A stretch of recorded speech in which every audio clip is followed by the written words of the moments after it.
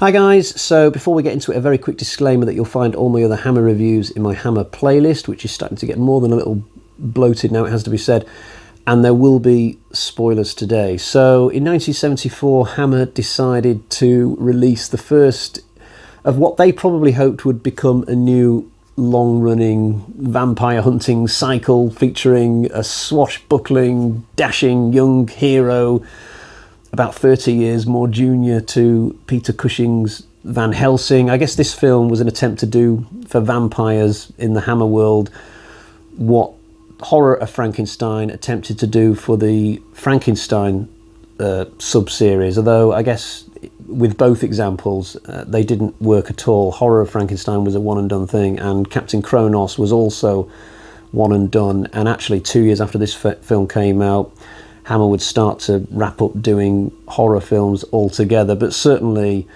you can tell watching this film that it was intended to be the first in a series, not least because Kronos, the titular hero, ditches Caroline Munro in the film's final scene, which makes absolutely no sense when you're watching the story.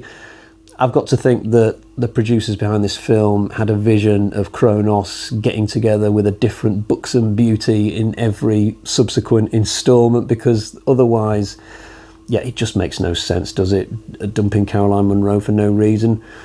But I'm getting ahead of myself. The main story in this film sees Kronos going around the countryside somewhere, we don't find out where.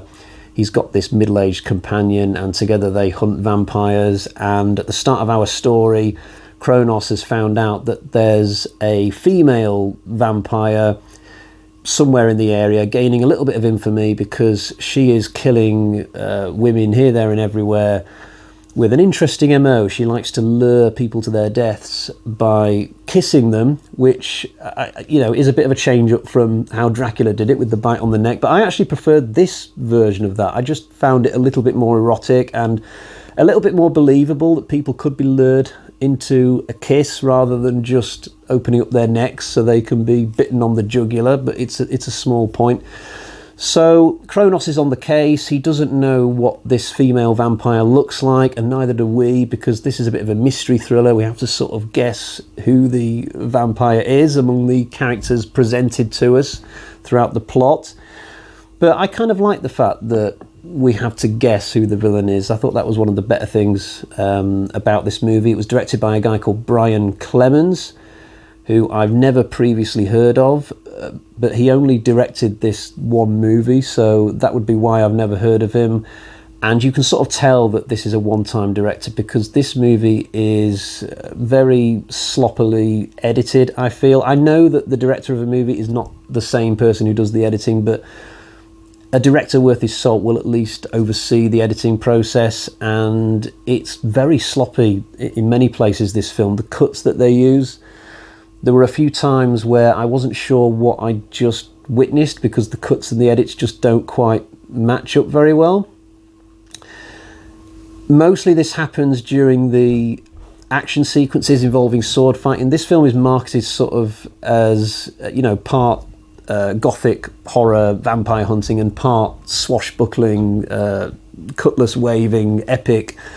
But the sword fighting part of it is amateur hour, really. A lot of the fighting is just very slow and almost feels like a few people playing at costumes, I think they needed to speed it up a little bit. The final one-on-one fight isn't too bad, but certainly most of the sword fighting that you see in this was not... It was never my favourite part of everything that you see in this film, put it that way.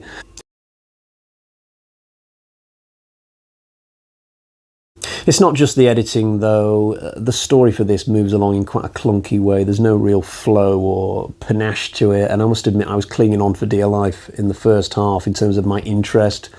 Second half, though, I did start to get a little bit lost in the thing, so it definitely improves as it goes along. But going back to the start, there's no great introduction to Kronos or anything like that. The character just kind of is, and we're invited to go along with him. There is a token attempt to give him some backstory, but halfway through he does this little monologue where he explains his hatred for vampires, but it's very cliched. From what I can recall, he had a sister at some point who who died at the hands of a vampire. It's nothing we haven't heard before in a million films like this. And to be honest, all I heard coming out of his mouth was, oh yes, I'm carrying this pain from when my sibling died. I mean, obviously I'm not carrying it right now while I'm rolling around in the hay with you, Caroline, but most days it's just constant pain and suffering, and that's pretty much why I fight vampires. That just about sums it up, really. But the movie, it doesn't quite have that high watermark feel that a lot of the earlier Dracula films have. It's not hard to picture the people behind this film saying to themselves, okay, if we can churn one out really, really quickly, then we can get to the second one, then the third one, and so forth. When I'm watching the original 1958 Dracula, or horror of Dracula, it feels when you're watching that Hammer have really just poured everything into it. Like their focus was just so utterly on making that film the best vampire film ever, and they weren't even thinking about Brides of Dracula or anything that came afterwards. With Kronos, it's totally the opposite feel. It feels like the pilot episode of an intended series, and I don't think I ever got away from that vibe when I was watching this. If Hammer was the James Bond series, this would be the Never Say Never Again. And that's not me damning Kronos to hell, because I can enjoy Never Say Never Again when I just happen to put it on once every 10 years or so, and I actually quite enjoy Kronos, not because of the sword fighting, definitely not, mostly just because it was a new gothic Hammer film, and I'm kind of into those, but certainly I'd never call Never Say Never Again one of the better made James Bond films, and I wouldn't call Kronos one of the better Hammer vampire films. You know, I could easily believe lots of Hammer fans do go back to this one, but at the same time, I could easily believe as well that quite a lot of people will kind of not go back to this one. A lot of people will just not re-watch this one if they're in the mind of watching a lot of the Hammer vampire films.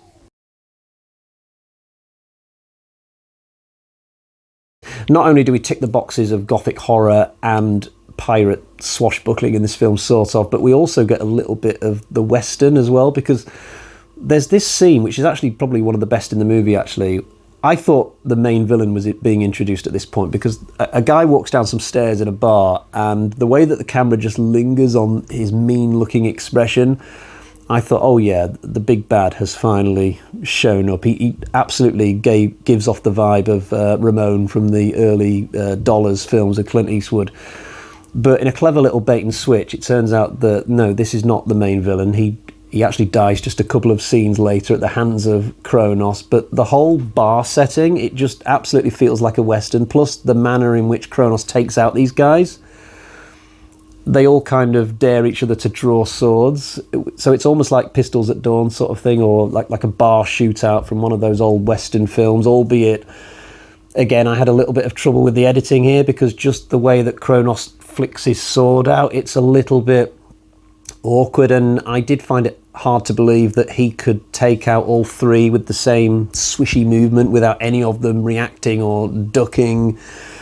It reminds me of a scene from Friday the 13th Part 6, where Jason jumps out of a tree and hacks off the heads of three paintballers in the same movement. As cool as that shot looked the first time I saw it, second time around, I did think to myself, okay, so surely one of those three people is going to sort of instinctively move their head back or duck or something.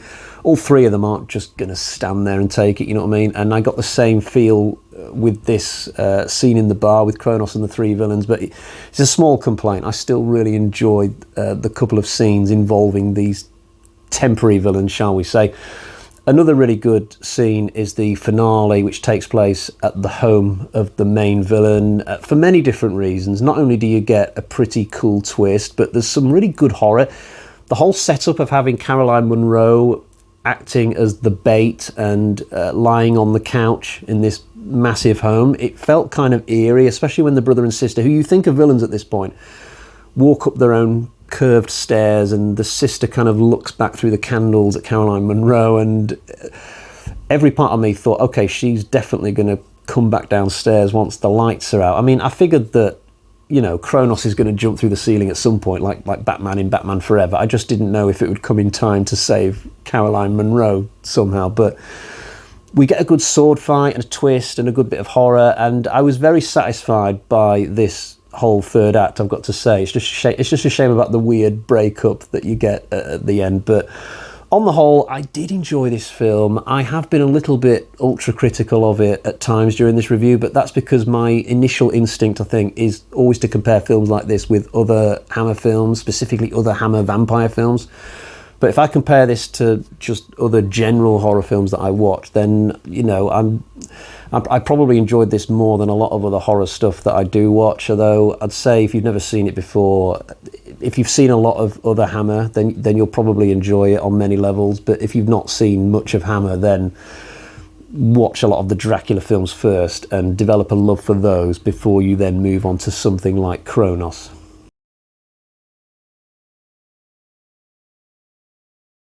My brain has retained absolutely no information about the soundtrack of this film. If there was music and sound effects, then both went completely under my radar when I was watching this. Sorry.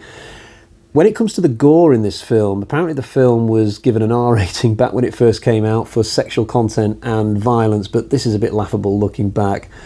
There's one sex scene in this film, but you hardly see anything, and it's another example of the film's dodgy editing, actually, because the way that the editing's been done for the sex, it just makes the thing seem really cheesy rather than sexy. And in terms of gore, I think people were getting killed by swords in this film. Kind of hard to tell with the way that the film is chopped together. And the scenes where the female vampire is sucking the life out of her victims, I got a few laughs out of those scenes as well, because how they've done the effects for that.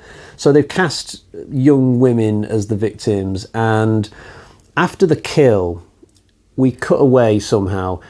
And while we're doing that, the young actress, is taken away and replaced by a middle-aged actress, and she's had some kind of grotty-looking makeup put on. So then we cut back to the victim, and we can see the effects of the kill, you know, how the life has been drained out and the victim's been made to look really old. But it's clearly a different actress playing the same victim, which definitely tickled me on more than one occasion during this film. But anyway, that for me is Captain Kronos, Vampire Hunter. I don't own a physical copy of this film to show you. I watched it on Amazon Prime. It wasn't the best quality. It was a bit boxed in and grainy, and that's been the case with a few films I've been reviewing recently.